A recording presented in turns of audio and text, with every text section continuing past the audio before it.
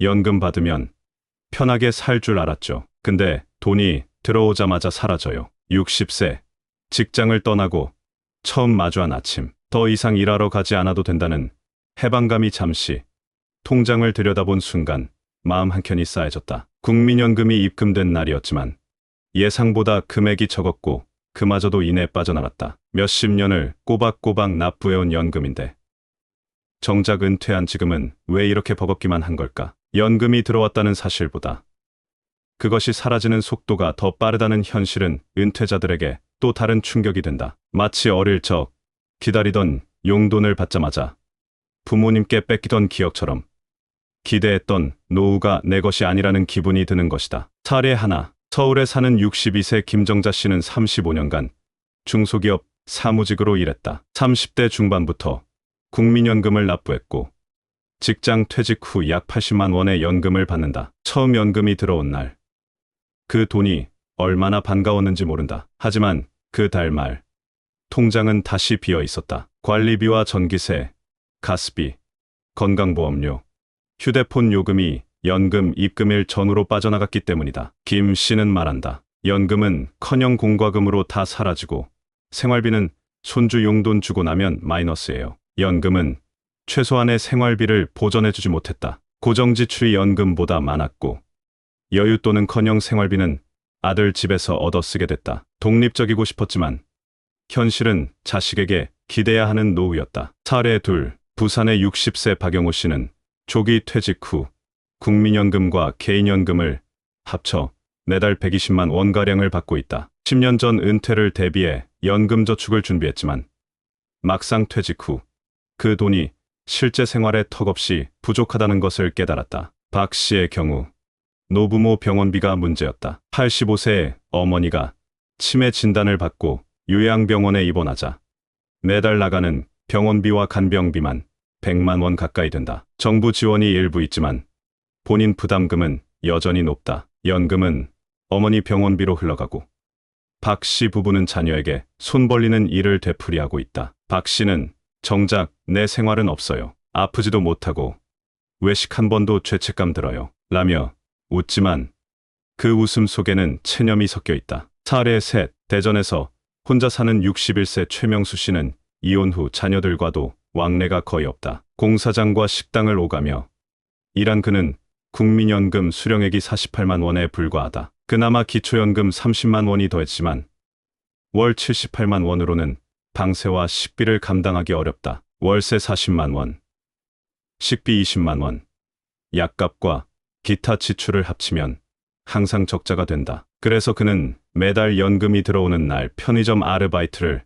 더 많이 잡는다. 그날을 기준으로 월세가 빠져나가면 남는 건 빈 통장뿐이다. 최 씨는 말한다. 연금이 들어오는 날이 가장 무서워요. 바로 나가버리니까요. 내가 정말 은퇴한 건가 싶죠. 연금은 삶의 여유를 주기는커녕 이래야만 살아남는 현실을 더 절실히 느끼게 해주는 숫자일 뿐이었다. 세 가지 사례를 보면 공통점이 있다. 바로 연금이 생활을 유지해주지 못한다는 점이다. 우리는 종종 연금을 마치 노후의 보증수표처럼 믿고 살아간다. 국민연금만 있어도 살 수 있다는 말.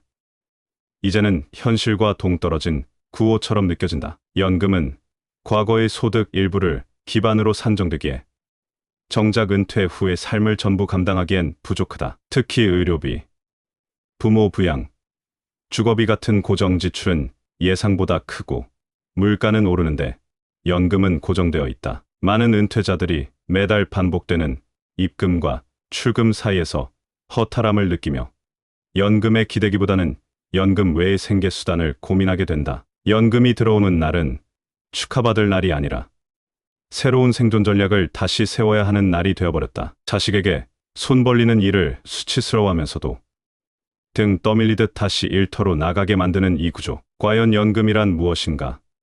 우리 사회가 이토록 오래 준비해온 제도가 왜 이토록 허망하게 다가오는가? 개인의 책임만으로는 설명되지 않는 문제다. 연금이 들어오자마자 사라지는 이유는 단순한 금액의 문제가 아니라 노후를 바라보는 우리의 기대와 제도의 간극이 만들어낸 현실이기 때문이다. 이제는 연금의 역할을 다시 점검해야 할 때다. 단순히 오래 납부한 만큼 나오는 돈이 아니라 실제 은퇴자들이 생활할 수 있는 수준의 안정된 노후소득인지 평가해야 한다. 제도적인 보완도 필요하지만 무엇보다도 국민이 노후를 준비함에 있어 현실적인 기대치를 가질 수 있도록 투명한 정보와 사례 중심의 교육이 병행되어야 한다. 연금이 사라지는 속도가 연금을 쌓아온 시간보다 빠른 지금, 우리는 단순한 제도 개편을 넘어서 삶의 구조 전체를 다시 설계해야 하는 시대 앞에 서 있다. 60세 은퇴자의 통장, 연금 들어오자마자 사라진 이유라는 말. 처음 들으면 조금 과장되게 느껴질 수도 있습니다. 하지만 실제로 은퇴자분들을 만나 이야기를 들어보면 이건 단순한 우연이나 개인의 문제를 넘어서 구조적인 현실이라는 걸 금방 알 수 있어요. 몇십 년 동안 일하며 꼬박꼬박 납부한 국민연금, 혹은 연금저축을 통해 준비한 노후자금이 막상 은퇴 후에는 생활비를 감당하기도 빠듯하다는 말. 이건 결코 과장이 아닙니다. 이 칼럼에서는 그 이유가 무엇인지, 그리고 우리는 어떤 준비를 더 해야 하는지 짚어보려고 합니다. 첫 번째로 봐야 할 건 고정지출 구조입니다. 우리가 은퇴 전에는 월급이라는 일정한 현금 흐름을 가지고 생활을 했기 때문에 어느 정도 소비 패턴을 조절할 수 있었죠. 지출이 많아지면 야근을 더 하거나 아르바이트라도 할 수 있었으니까요. 그런데 은퇴 후에는 상황이 다릅니다. 연금이라는 건 고정되어 있는 수입이에요. 게다가 이 연금이라는 것도 생각보다 적은 분들이 많고, 그마저도 전기요금, 건강보험료, 관리비, 통신비, 각종 자동이체, 항목들로 이미 빠져나갈 돈이 정해져 있습니다. 연금이 입금되기 전부터 이미 나갈 돈이 줄 서 있는 셈이죠. 그래서 입금되는 날은 돈이 생기는 날이 아니라 자동 출금이 이루어지는 날이 됩니다. 결국 들어오자마자 사라진다는 말이 현실이 되는 거죠. 두 번째 이유는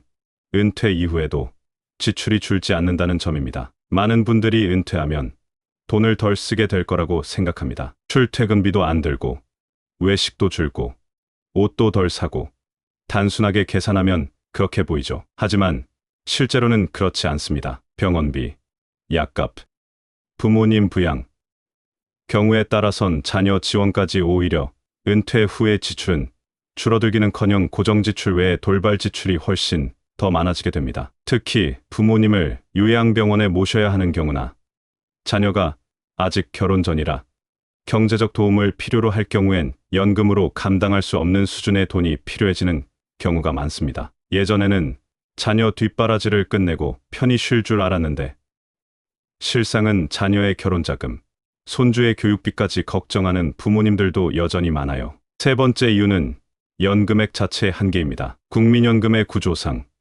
소득이 높았고 오래 납부한 사람일수록 더 많은 금액을 받는 것은 사실입니다. 하지만 우리나라 평균 국민연금 수령액을 보면 실제 생활비 수준과는 꽤 차이가 있습니다. 현재 국민연금 평균 수령액은 부부 합산 기준으로 해도 100만 원 안팎입니다. 도시에서 최소한의 생활을 영위하려면 주거비와 식비, 의료비, 통신비 등을 합쳐도 150만 원에서 200만 원은 필요하다는 계산이 나오는데 연금만으로는 이 기준을 충족시키기 어렵다는 거죠. 더구나 자가주택이 없는 분들이라면 매달 월세 혹은 전세 대출 이자가 나가야 하니 연금만으로 버티는 것은 현실적으로 거의 불가능에 가깝습니다. 여기서 또 하나 짚고 넘어가야 할 건 세금입니다. 많은 분들이 간과하지만 연금 소득도 과세 대상입니다. 특히 개인연금이나 퇴직연금처럼 일정 금액 이상이 되면 종합소득에 포함되어 세금 부담이 발생합니다. 이 세금은 건강보험료 산정에도 영향을 주기 때문에 연금이 많아질수록 오히려 건강보험료가 올라가는 역진 구조가 되기도 합니다. 그러니 오랜 시간 모아온 연금이 오히려 세금과 보험료로 빠져나가는 걸 보면 허탈해질 수밖에 없죠. 어떤 분은 연금 들어온 날 보험료 고지서 받고 한숨을 쉬더라고요. 이럴 거면 그냥 안 모을 걸 그랬다는 말까지 나오는 것도 그 때문이죠. 결국 문제는 연금이 생활비의 중심이 되어야 하는 구조인데 그 역할을 하지 못하고 있다는 겁니다. 물론 연금이 없었더라면 더 큰 어려움을 겪었을 수는 있어요. 하지만 연금이 들어와도 여전히 불안한 노후라면 근본적으로 연금 외의 수입원을 마련하거나 최소한 연금이 생활비를 커버할 수 있을 만큼 제도적으로 보완될 필요가 있습니다. 단순히 납부를 늘려라, 더 오래 일하라고 말하는 건 현실적인 대안이 되지 않습니다. 이미 은퇴한 분들에게는 새로운 소득 활동의 기회가 제한되어 있고 건강이나 가족 상황 등으로 일할 수 없는 경우도 많기 때문이죠. 그래서 저는 이제부터의 은퇴 설계는 연금 중심의 노후 설계에서 복합소득 구조로 바뀌어야 한다고 생각합니다. 국민연금은 기본적인 안전망으로서 역할을 하되 개인연금, 소규모 임대소득, 파트타임 일자리, 온라인 수익 등 다양한 소득을 분산해서 마련하는 방식으로 가야 한다는 겁니다. 물론 이마저도 여유가 있는 분들에게나 가능한 이야기일 수 있겠죠. 그렇기 때문에 국가 차원의 제도 개편도 시급합니다. 기초연금 확대, 고령자 맞춤형 공공일자리 창출, 세금 역진성 개선, 건강보험료 구조 조정 등 제도적인 뒷받침 없이는 개인만의 노력으로는 해결할 수 없는 문제들이 너무 많아요. 이 칼럼을 마무리하면서 꼭 말씀드리고 싶은 게 있습니다. 지금 연금으로 어렵다고 해서 내가 뭔가 잘못 살았다고 자책하지 마세요. 우리는 모두 시대의 흐름 속에서 최선을 다해 살아왔고 그 안에서 만들어진 제도의 한계가 문제일 뿐입니다. 중요한 건 이제부터입니다. 내 노후를 더 이상 연금 하나에만 기대지 않고 작은 수입이라도 다변화하고 제도적 변화에 적극적으로 목소리를 내며 참여하는 게 중요합니다. 연금이 들어오자마자 사라지는 구조는 더 이상 개인의 문제가 아닙니다. 우리 모두가 함께 고민해야 할 사회 전체의 문제입니다. 지금부터라도 하나씩 준비해보는 건 어떨까요? 연금은 그대로일 수 있지만 그 외의 선택지는 아직 우리 손에 남아 있습니다.